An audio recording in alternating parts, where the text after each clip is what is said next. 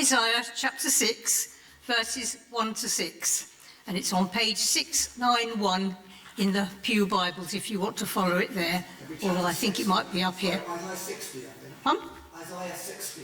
Isaiah 6. Did I say Isaiah 1? Sorry, Isaiah 6, 1 to 6. Beg your pardon. Isaiah 60, 1 to 6. Yes. Yeah. Go for it. Isaiah 6, 1 to 6. Page 691. Isaiah 60. 60? 6? 60, verse 1 to 6. Arise and shine?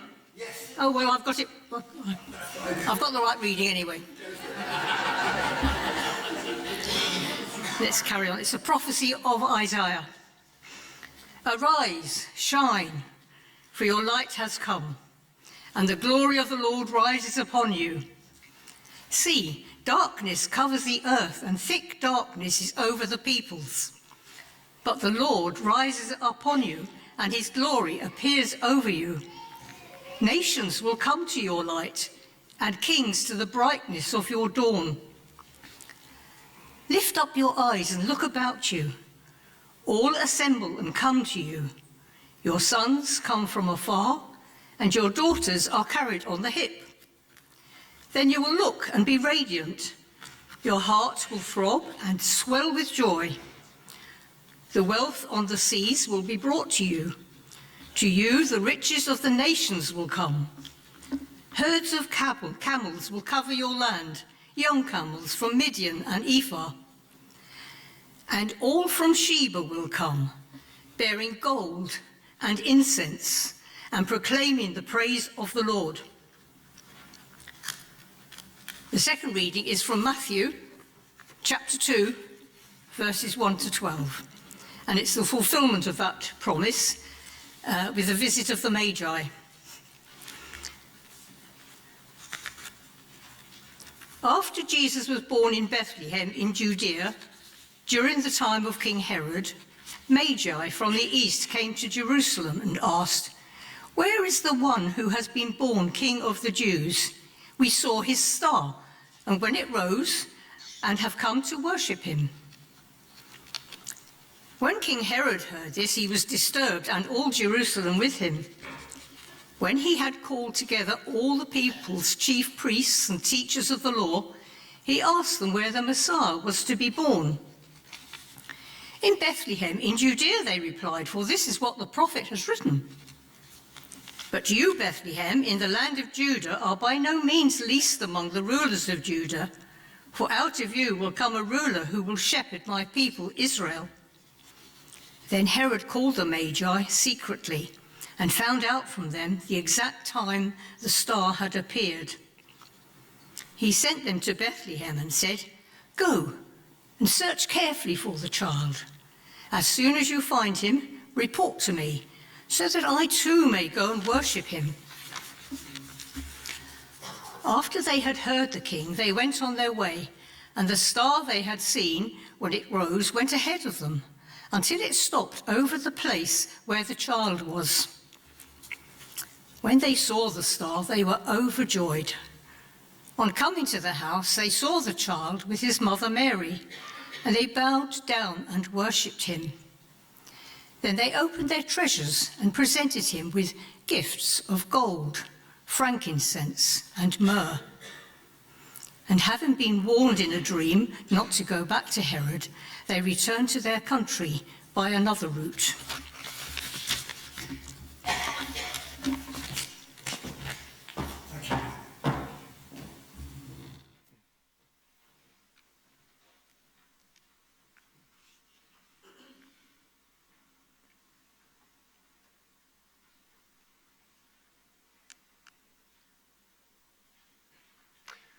So we were thinking about, a little earlier, about light displays, that which is created by gunpowder, short-lived in the sky, though spectacular.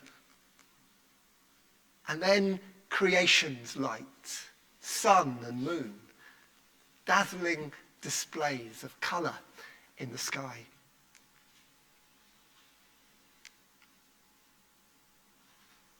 But I ended that little mini talk earlier by indicating that even the light of the sun and the moon and the colours that can fill our skies are dwarfed by the light of Christ.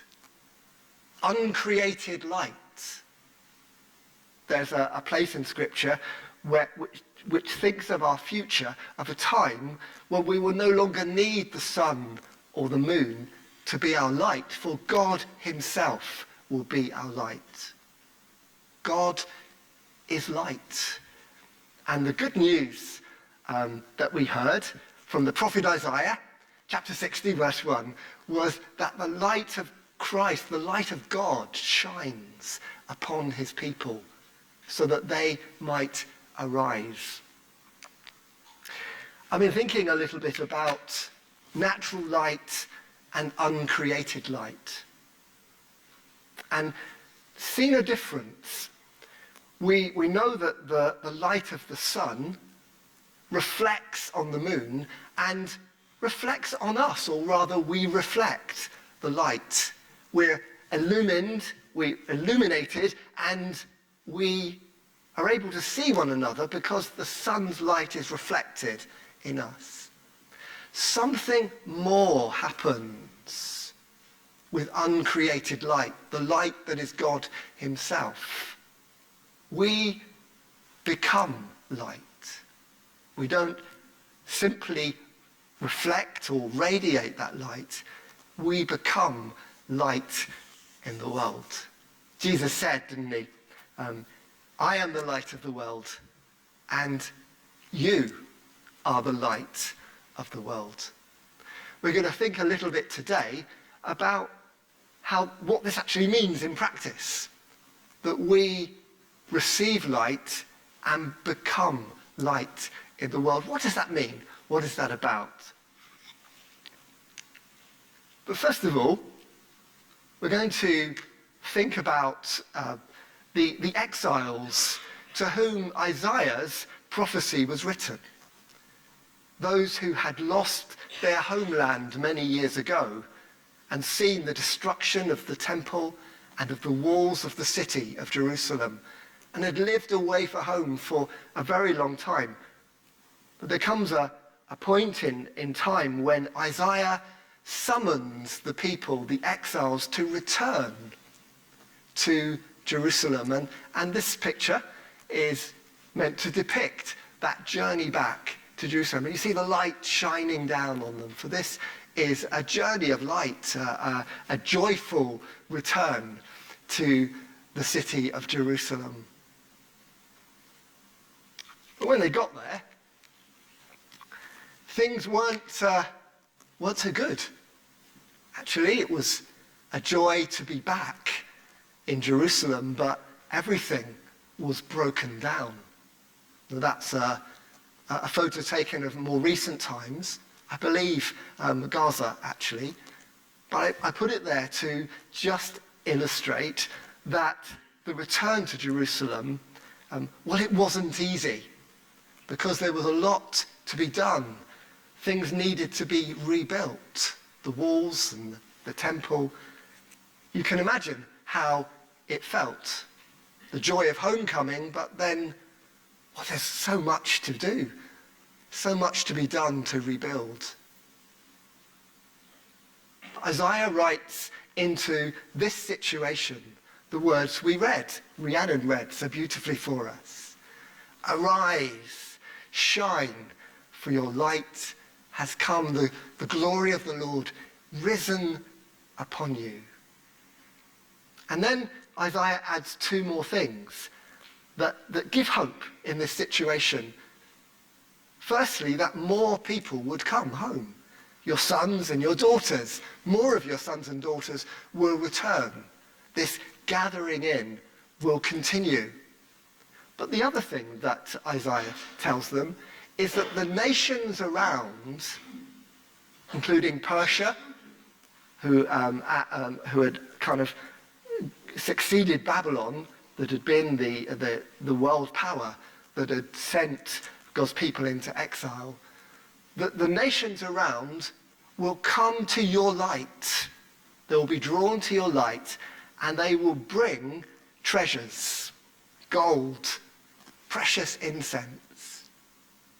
Now this is, if you like, the first level of fulfillment of this prophecy. We'll come to the Magi in a moment, because Rhiannon very correctly said that the prophecy is fulfilled in the visit of the kings or the Magi. But there's a first level here, which is that the people of Israel, of Judah, the exiles, were to understand that the nations would show favor to them, that all that they needed to rebuild the walls and the temple would come to them from other nations. And if we look into the book of Nehemiah, we see that taking place. Remember Nehemiah who walked around Jerusalem and wept at the broken down city and appealed to the king who he served and was given favor. Timber and stone and jewels and all that was needed came to God's people so that they might rebuild the walls and the temple. That's, if you like, a first level of fulfillment of the words of Isaiah. But there is a further fulfillment. Many, many centuries later, many years later, after the birth of Jesus, the light of the world, your light has come. 3 or more visitors from other nations, foreign kings, come in search of the light that they've discerned by looking at the stars, because a new star had appeared. And by following it, they were led to the place where Jesus was, his mum and his dad. Now we've got the intricacies of the story of them going first to Jerusalem, hearing the prophecies, and then finding a way to Bethlehem, getting the warning not to go back via Herod, but to take another route.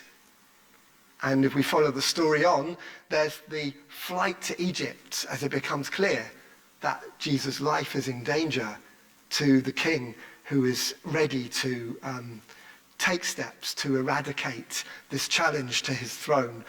I just pause for a moment to mention this little piece of sculpture here, which Rhiannon brought in this morning and brought to me and said, I wondered if you were going to mention the flight from Egypt, which comes after the wise men visit. Now, I wasn't going to mention it, but as it appeared here, and it is the next bit of the story, I've placed that there as a beautiful piece, and you might want to have a look at that afterwards. But what I've called a greater fulfillment of the prophecy of Isaiah to the exiles many centuries later, here the kings who visit, who follow the star. I love the idea of the star, like nature discerning the light of the world given and signaling it and proclaiming it in the heavens, giving its best to point to the greater light, which is God himself, Christ, our light. And they follow and they find and they bring the treasures of gold, of incense, and of myrrh. Haven't really got time here to go into the meanings of those gifts. But we know that myrrh was used in burial and pointed right at the beginning of Jesus' life to his purpose, that he would live and die for us. We'll think more about that when we celebrate communion in a moment. So the 3 or more kings find the light of the world given in a tiny infant. Because looks can be deceptive, can't they? You know, a scene like the broken down city of Jerusalem, a homely scene of child and mother and father. But here, with those who've got eyes to see and hearts to receive it, the light is given. Light shines on us.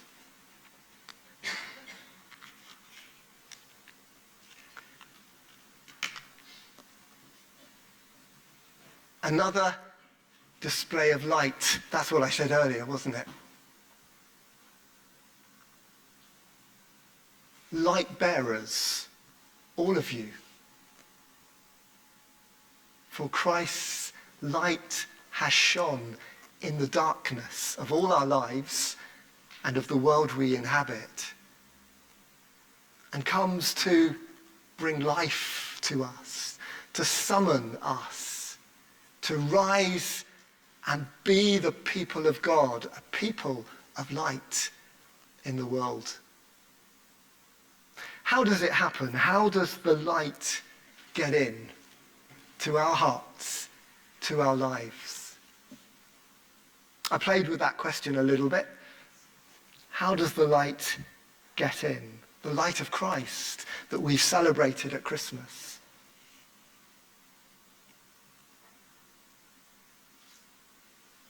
One might think through contemplation, through stillness, through stopping and waiting, for listening, for being with God.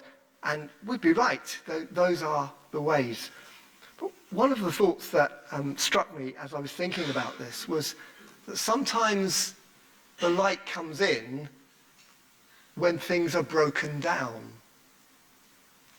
Like for the exiles.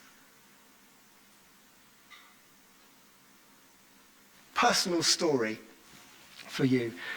I was having breakfast with a colleague, and we were at a conference together where actually I was one of the speakers, and having a chat over breakfast time, and I started to relate a family story, and this story held some pain for me. And as I began to share it, a sense of having failed, of not got things right in my own family circumstances, kind of came up, and I started to cry. I had some tears, and my colleague was wonderful in the way he listened and encouraged, helped me to say what was there, what had kind of come up in my heart. And I felt quite broken in those moments. He was wonderfully encouraging toward me as a man, as a father, and spoke some really helpful words. But I went from that encounter feeling really wobbly. I don't know if you've ever felt that kind of wobble when something's kind of unlocked inside you.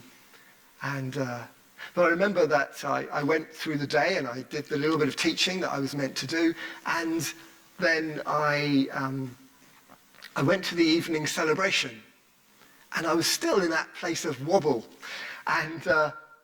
But during worship, as we raised our voices together in praise of God, of Christ, and the Holy Spirit moved among us, God came close to me. It was like he came right up alongside me and spoke such words of comfort, of reassurance, and helped me to see the beauty in the making, in the very circumstances that I had felt so broken about. It was really one of those moments where the light came in, which is why I say that sometimes it's in our broken places, in the dark places, perhaps the places we'd rather not come into the light, it's in those places that God comes with his light, and the light shines in, and that being loved of God becomes real, and we're strengthened. I don't know if you can think of a circumstance in your own life when you felt a little broken, or something inside was unsettled. I do believe it is the work of God, because God wants his light to shine into those places in our hearts and lives. So that's not to say it's always like that. Sometimes simply we need to stop and wait and be with God. That contemplation of the love of God is often the means by which light shines in and we become light. But I talked earlier about becoming light, and just a little rider to the story that I've just told was that on the way home, on the train home, I shared the gospel with some fellow passengers in a way I'd never done before. And I mean full-on confident. And I know that that was a direct result of the light coming in to my heart, into that broken place. And God coming alongside me and showing his love to me. I know that that spilled into some serious gospel sharing that I thoroughly enjoyed. I can remember getting onto the train, remembering that I'd left one item of luggage in the cafe, rushing back, grabbing the luggage, coming on, arriving very flustered on a table seat with two fellow passengers, and just saying, I made it, and from a very early point in the conversation, establishing quite a nice rapport, and the conversation just went where all that God had said to me, just the beauty of his love, just spilled out, and we had the best conversation. Not all my gospel sharing goes that well, but I can't help but notice that it's when the light shone into me, into that vulnerable place, and God loved me as he did, that poured out into sharing the gospel with others. That's how we become light, when the light comes in and we become light in the world. You've got that lovely picture of you up there. Aren't you a good-looking bunch? Aren't you really? Now, take a look. It's a joy just to look across the faces, and I can do it up there and I can do it here, which is fantastic. But I described you as a light show, and I was serious about that. Because you see, it is in our life together that the light shines in the world. So many of the writings of the New Testament say that the way we are together, our relationships, the quality of our life together, bears light for the world. That's why Paul and the other apostles say so much about how we live, how we interact, our relationships, carry this light. And all the work that God is doing in us wonky lights, you might remember that reference from before Christmas, all the work that he's doing in our lives and the rich tapestry of relationships that that grow here among us bears light for the world. That's how the light comes in and we become light in the world.